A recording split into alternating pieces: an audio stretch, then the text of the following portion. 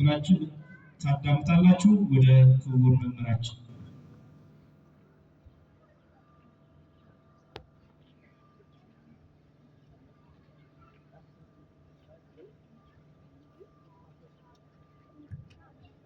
በስመ አብ ወወልድ ወመንፈስ ቅዱስ አሐዱ አምላክ አሜን።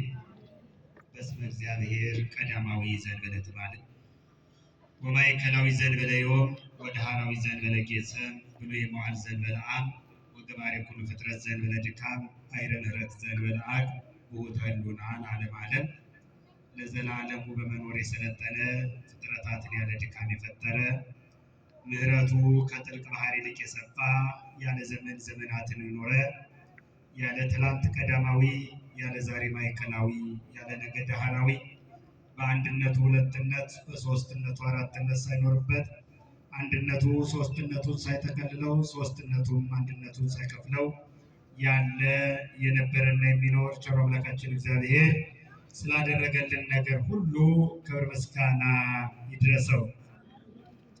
የተለካ መቅደስ የልዑል እግዚአብሔር ቤተሰቦች የንጽሕተ ንጹሐን የክብርተ ክቡራን የድንግል ማርያም የአስራት ያደራ የቃል ኪዳን ልጆች የቅዱሳን መላእክቱ ባለሟሎች የጻድቃን የሰማዕታት ወዳጆች ክቡራን መምህራን የደብሩ ሰባክያን አይንተ እግዚአብሔር ካህናት አኀው ዲያቆናት ምእመናኑ ምእመናት በልዑል እግዚአብሔር ፍጹም ሰላም እንደምን ዋላችሁ? ቀላል አይደለም። እንደምን ዋላችሁ? እንደምን ለዚህ ሰዓት ደረሳችሁ? አሜን።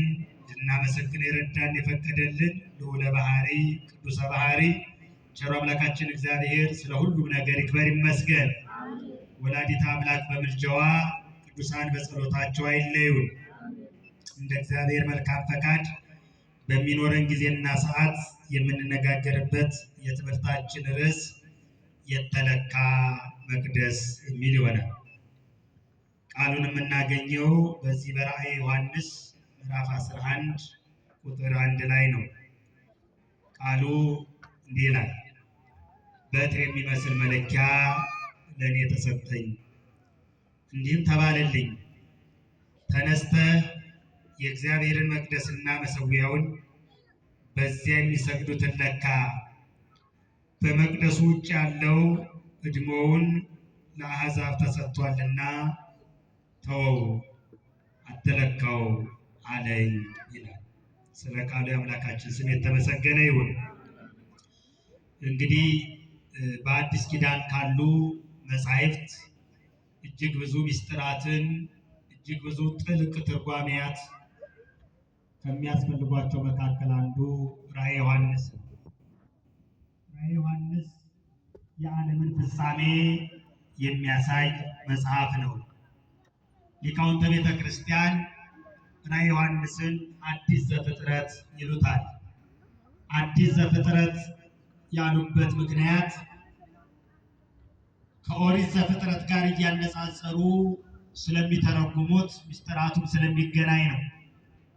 በኦሪት ዘፍጥረት እግዚአብሔር ለሰው ልጅ ለፍጥረታት መኖሪያ ሰማይና ምድርን ሲፈጥር በመጀመሪያ እግዚአብሔር ሰማይና ምድርን ፈጠረ ብሎ ይጀምራል። ራእየ ዮሐንስ ደግሞ ወርኢኩ ሐዳሳተ ሰማያተ ወሐዳሳተ ምድር፣ አዲስ ሰማይና አዲስ ምድር አየሁ ይላል። በኦሪት ዘፍጥረት ለሰው ልጅ መኖሪያ ለፍጥረታት መኖሪያ ሰማይና ምድር ሲፈጠሩ፣ በራእየ ዮሐንስ ደግሞ ህልፈት የሌለበት ሁልጊዜ አዲስ እርጅና የሌለበት ብሌት የሌለበት አዲስ ሰማይና አዲስ ምድር ሲገለጥ ይነግረናል። በኦሪት ዘፍጥረት ለምድሪቷና ለሰማይቱም ፀሐይ፣ ጨረቃ፣ ከዋክብት ሲያበሩላት፣ ፀሐይ፣ ጨረቃ፣ ከዋክብት ሲፈጠሩ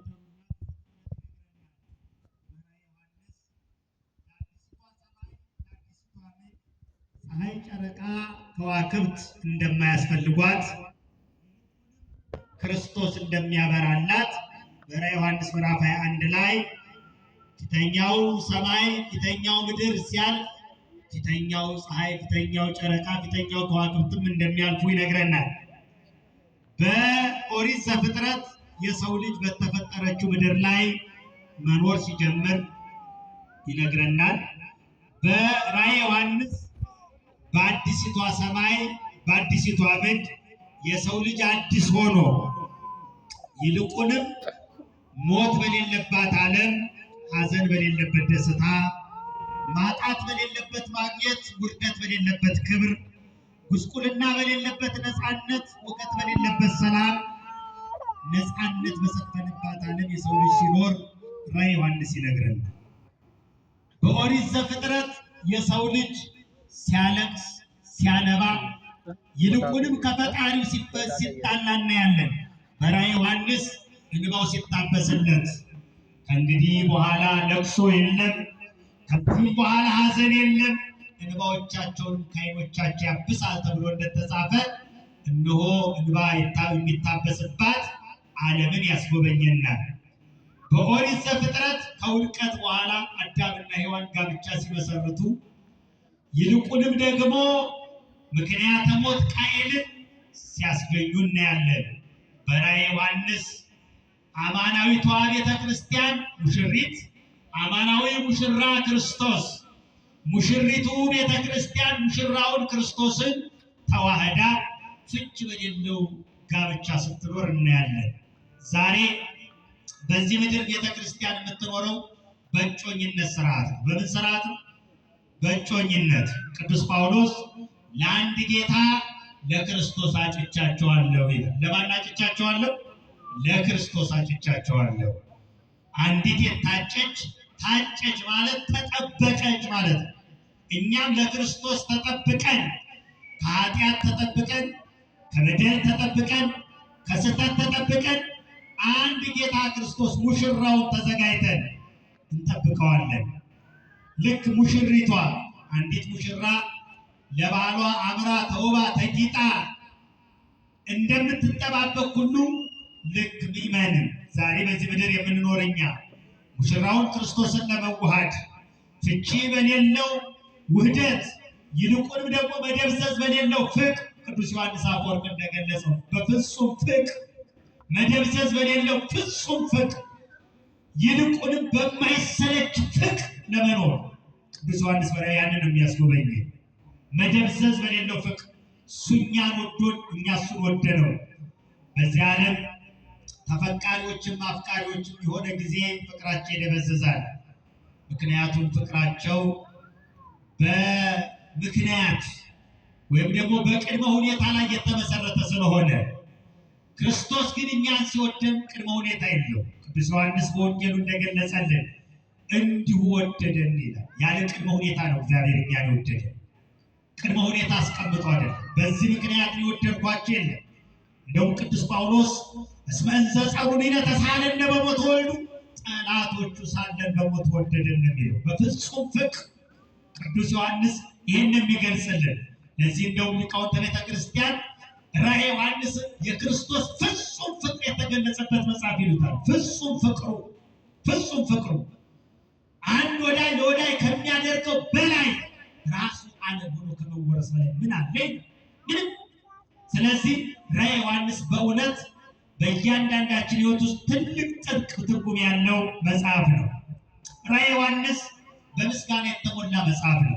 ቅዱሳን መላእክት፣ ቅዱሳን ጻድቃን፣ ሰማዕታት ያለማቋረጥ ሲያመሰግኑት ከመንበሩ ስር የምስጋና ጎርፍ ሲፈስለት ያስጎበኘናል።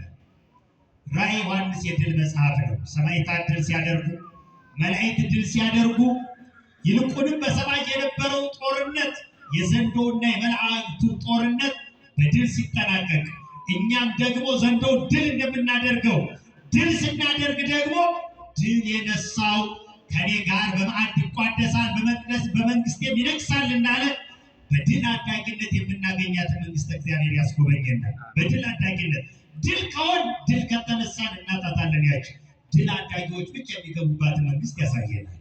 ድል አዳጊዎች ብቻ ዓለምን ድል ያደረጉ፣ ኃጢአትን ድል ያደረጉ፣ በደልን ድል ያደረጉ፣ ርኩሰትን ድል ያደረጉ፣ የዚህን ዓለም ፍትወት ድል ያደረጉ ብቻ ሲገቡባት ያስጎበኘናል። ቅዱስ ዮሐንስ በራእዩ ራዕየ ዮሐንስ ከ300 በላይ ምሳሌያትንና ምልክቶችን የያዘ መጽሐፍ። ከስንት በላይ አልኳችሁ? ከስንት በላይ? ከ300 በላይ። ምክንያቱም ሰማያዊ ነገር በምድራዊ ቋንቋ ለመግለጽ እጅግ አስቸጋሪ ስለሆነ ቅዱስ ዮሐንስ ያየው ሰማያዊ ነገር ነው። እንዲህ ነው የሚለን ቅዱስ ዮሐንስ በራዕዩ ምዕራፍ 1 ቁጥር 7 ላይ በጌታ ቀን በመንፈስ ነበር ይላል። በምን ነበር? በመንፈስ አይምሮ ወደ እግዚአብሔር ዙፋን ተነጥቆ ነፍሱም ተመስጣ ያንን ሰማያዊ ምስጢር ቅዱስ ጳውሎስ በአንደኛ ቆሮንቶስ ምዕራፍ 2 ቁጥር 9 ላይ ዘአይን ይሬየ ወዘእዝን ይሰማ ውስተ ልበ ሰሪት አለ ሳስተዳለው እግዚአብሔር ለሚያፈቅረው አይን ያላያት ጆሮ ያልሰማት በሰው ልቡና ያልታሰበች እግዚአብሔር ለወዳጆች ያዘጋጃት ሀገር አለች እንዳለ ያችን ያያት በሰው አንደበት ልትገለጽ የማትችል ያቺ ይልቁንም ቅዱሳን ሁልጊዜ በህሊናቸው ባህር የሚዋኙበት የሚመጥቁበት ያችን ዓለም ነው ያያት። የእግዚአብሔር መልአክ ወደ እሱ ተልኮ ወደዚያ ወሰደው። ሰማያዊ ነገር አየ፣ ተረዳ። እንዴት አድርጎ ሰው ወደ ሰው አውርዶ ይጻፈው? በምሳሌ ገለጸው። በምን ገለጸው? በምሳሌ። ከተጠቀማቸው ምልክቶችና ምሳሌያት መካከል ዛሬ ለትምህርታችን የመረጥነው አንዱ ነው። ብዙ ስለ ራዕየ ዮሐንስ ጠቅላላ ሀሳብ ጊዜያችንን ከምንወስድ ወደ አጭሩ ሀሳብ መተን ራዕየ ዮሐንስ ምዕራፍ 11 ላይ ያለችዋን ነጥብ ብቻ ቁጥር 1 ላይ ያለችውን ከህይወታችን ጋር አዛምደን እናያለን። አምላካችን እግዚአብሔር ረቂቁን ሚስጥር ገልጾ ለእኔም ሚስጥሩን አደላለሁ ለእናንተ አይምሮን አዘጋጅቶ እንዲያስተምረን የሱ መልካም ፈቃድ ይሁንልን። የተለካምን መቅደስ ምን ያለ መቅደስ? የተለካ መቅደስ። እንግዲህ ለመልአኩ ነው በትር የሚመስል ተሰጠኝ ይላል። በትር መለኪያ ነው።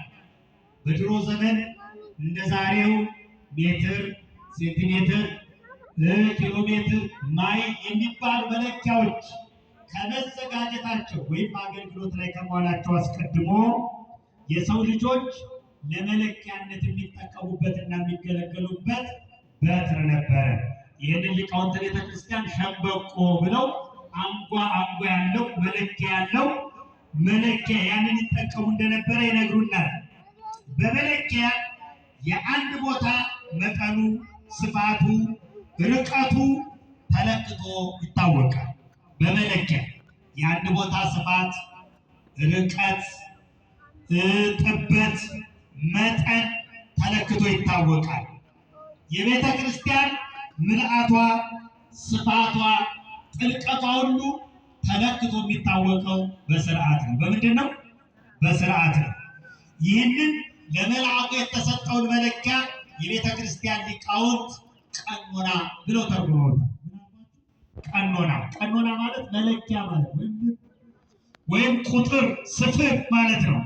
ስለዚህ ስርዓተ ቤተ ክርስቲያንም የቤተ ክርስቲያን ሕይወት ተለክቶና ተሰፍሮ ስለሚታወቅበት መለኪያ ወይም ለመልአኩ የተሰጠው መለኪያ የተባለው ቀኖና ተብሎ ተቀምጧል።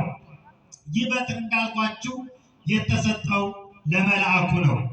መለካት በምድር ትርጉሙ አንድን ነገር ተሰፍሮ ተቆጥሮ ማወቅ ማለት ነው። አንድ ነገር የተለካ ነው ከተባለ የተሰፈረ ነው፣ የተቆጠረ ነው፣ የታወቀ ነው ማለት ነው። አንድ ነገር ተለክቷል ከተባለ ተሰፍሯል፣ ተቆጥሯል፣ ተለክቷል፣ ታውቋል ማለት ነው። ወደ መንፈሳዊ ትርጉሙ ስናመጣው አንድ ነገር የተለካ ነው ማለት ዳር፣ ድንበር፣ ወሰን ያለው ነው። ዳር አለው፣ ድንበር አለው፣ ወሰን አለው። ዳር ድንበሩ ከዚህ መለስ ኃጢአት ነው፣ ከዚህ መለስ ጽድቅ ነው። ይሄ ነው ዳር። በቤተ ክርስቲያን